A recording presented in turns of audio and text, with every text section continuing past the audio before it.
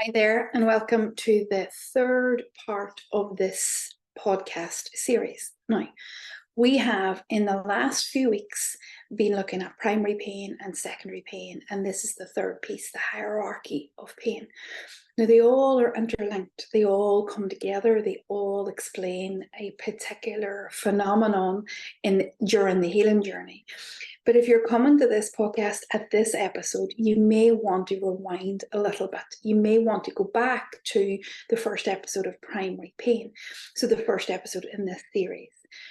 And then we have the second episode, which is secondary pain. And this is the follow-up from those two particular episodes. Now, there's another reason that you may want to go back, and that is because this third episode was to be released a few weeks back, and with a lot of stuff going on with the Academy, I didn't get to release it. So I'm so sorry that I'm only releasing it now, and you may want to refresh some of the other episodes in this series. So without further ado, let us look at the hierarchy of pain. Now, when I say that this is a phenomenon within the healing journey, that is probably a bit of an understatement. What I have seen time and time again is that primary pain remains unseen, ununderstood in the unconscious, that the primary pain remains unavailable and is driving the secondary pain. And the secondary pain is the predominant issue, or so we think. And when the predominant issue is secondary pain, then all our focus, all our attention becomes on the secondary pain, and that becomes the thing that we try to heal. When we try to heal that secondary pain, what happens is that we often fall back into another form of secondary pain because the primary pain is still there, and it will drive our minds, our bodies to solve and soothe itself in many different ways. And so this is the trap. This is the difficulty. This is the pain of sometimes the pain that we get trapped in the healing journey, and it is what exhausts us. It is what makes us feel hopeless and powerless, and that we can't get it right, and that we can't do it, and it just exhausts us. So my intention in these three pieces was to thread those concepts through for you, so that you can ask yourself, what is my primary pain? Am I working in secondary pain? And what use is that? And I suppose that's where we start in this session. We're going to talk about hierarchy of pain. But what I want to talk about is the dissolving of secondary pain. So if we take that as an example, if we say that your secondary pain will and can dissolve is, it can fall away, it can move away when we deal with the core issue. And that seems like magic land. That seems like Disneyland, that would be the issue. The thing that you find so predominantly difficult can and will fall away. But I have seen that in thousands and thousands and thousands of examples. Not, my own example is a classic one. So, I want you to hold hope that if your secondary pain is your predominant issue at the moment, but it is driven by your primary pain, then if we work in the primary pain, we can begin to dissolve that secondary pain. Now, I'm going to read this to you, and then we're going to move on to hierarchy of pain. When we identify the primary pain and begin the healing process, there's a phenomenon that I've seen take place. And what happens is that all the secondary issues begin to fall away as you focus on the primary pain. When I say fall away, I mean both in terms of your focus, because now you're focused on the primary pain, and the behaviors and the ways of being themselves. The latter, the ways of being and behavior, fall away when you've successfully healed the primary pain. Let's use an example of the rejection again. If you've worked to heal the rejection pain, which in this case would be the feelings and the somatics of that pain, we would work to heal the words, the language patterns that are all part of it. We would work on stopping the nervous system activation, in this case, disassociation. And if we heal the identification of being unlovable as part of that experience, if we do all of that amazing work, the real work, then we can see in this case how we would be free to love without fear, free to love without the pain of rejection, free to love without the what ifs. You can see how we would relate better and build a life that we love. The depression and anxiety that was present because of our fear, the depression and anxiety that are part of the secondary pain, are now free to go because we are moving towards love. We're moving towards deep and meaningful relationships. We're now not as anxious about the what ifs of a new relationship. We can pay more attention, be more present to this relationship as it shows, and start to really be in meaningful relationships. Therefore, the secondary pain falls away. It's not driven by the primary pain anymore, and we're free to operate in a non-protective environment and build a life that we enjoy. Now, doesn't that sound gorgeous? But there is a caveat to this, and there's something that the secondary pain, and the caveat to this is sometimes the secondary pain is the main problem.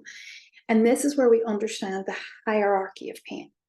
So let me explain. If secondary pain stops you accessing primary pain, if secondary pain like drugs, alcohol, gambling, stop you from accessing the primary pain, working with the primary pain, then it makes sense that that is the hierarchy of pain.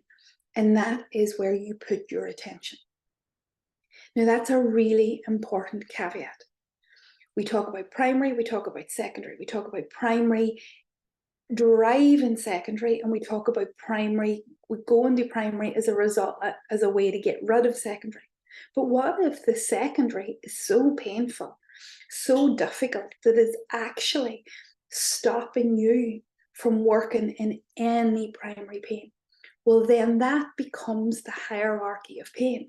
That becomes if you present it within the clear method, if you present it to me, if you present it to any one of our therapists, that assessment takes place, and we would understand what we need to do first. Because our priority is the access of primary pain, but our priority is also the hierarchy of pain.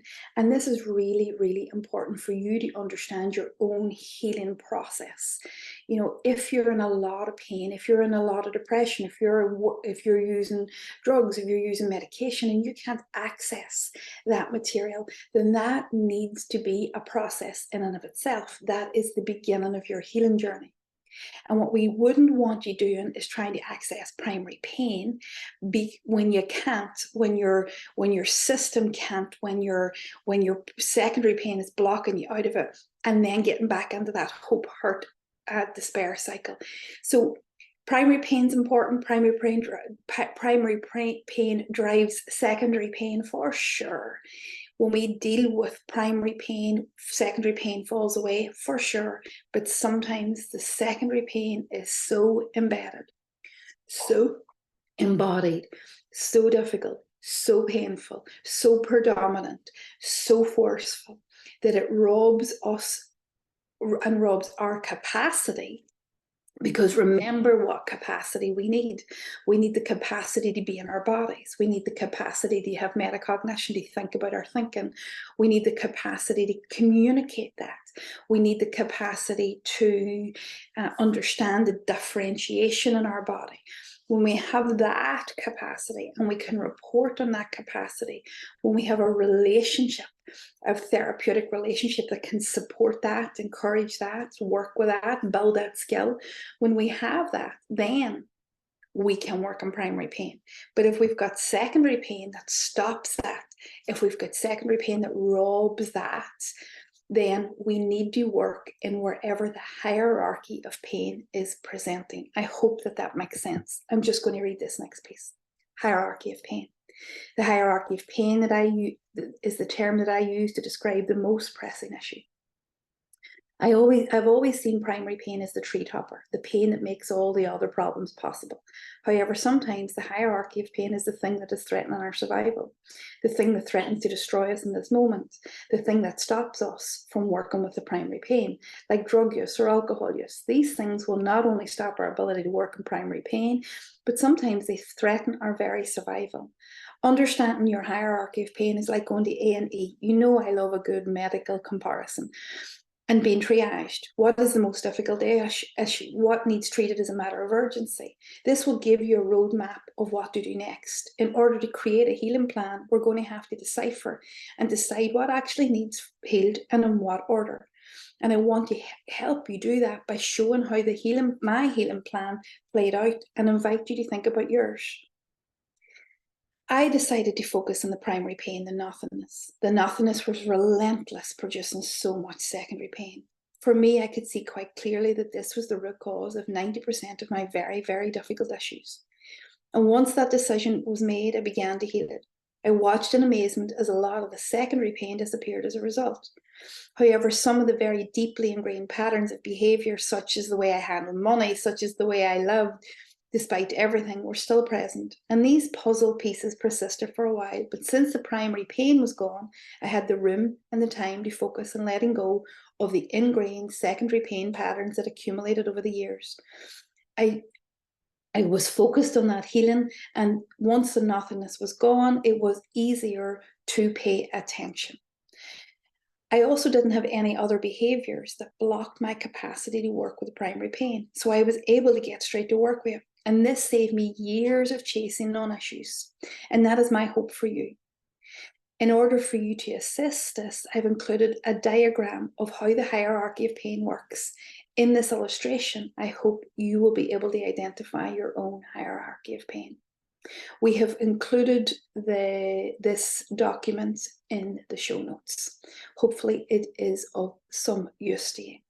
So that just gives us an idea of my own journey with primary pain, secondary pain, and hierarchy of pain, and understanding where my hierarchy was. My hierarchy was in the predominant feeling of nothingness. Had that feeling of nothingness persisted for longer than it did, I could have been faced with a lot of depression. I could have been faced with medication and depression. I could have been faced with a lot of anxiety.